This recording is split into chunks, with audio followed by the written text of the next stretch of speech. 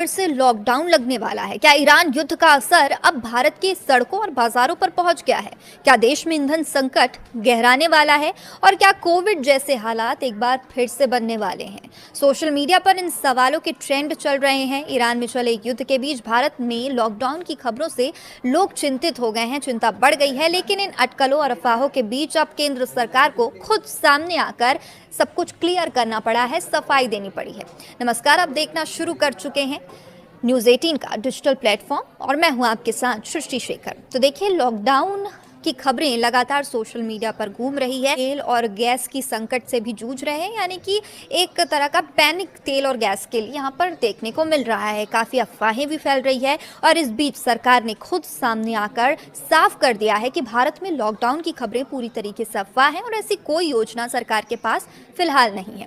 तो देखिए, दरअसल पश्चिम एशिया में बढ़ते तनाव और ईरान के युद्ध के कारण वैश्विक स्तर पर ऊर्जा सुरक्षा और सप्लाई चेन को लेकर चिंता बढ़ गई है।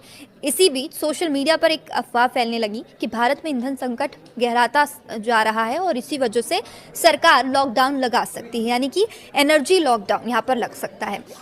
और देखते ही देखते सोशल मीडिया पर हैशटैग लॉकडाउन ट्रेंड करने लगा और लोगों के मन में डर बैठ गया कि कहीं कोविड जैसी स्थिति फिर से तो नहीं आ जाएगी। लेकिन इस अफवाहों पर अब सरकार ने साफ और कड़ा जवाब दिया। केंद्रीय पेट्रोलियम और प्राकृतिक गैस मंत्री हरदीप सिंह पुरी ने सोशल मीडिया मंच पर एक्स पर बयान जारी करते हुए कहा कि भारत सरकार वैश्विक हालात पर बारीकी से नजर बनाए हुए है। उन्होंने कहा कि खासकर ऊर्जा और सप्लाई चेन और जरूरी वस्तुओं से जुड़े घटनाक्रमों पर लगातार निगरानी रखी जा रही है ताकि देश में किसी भी तरह की कोई कमी ना हो। हरदीप सिंह पुरी ने साफ कहा कि भारत में ईंधन और जरूरी वस्तुओं की आपूर्ति पूरी तरह सामान्य है। लॉकडाउन लगने का कोई प्रस्ताव सरकार के पास विचाराधीन नहीं है। सिर्फ इतना ही नहीं, संसदीय कार्य मंत्री किरेन रिजिजू ने भी इन खबरों को पूरी तरीके से अफवाह बताया।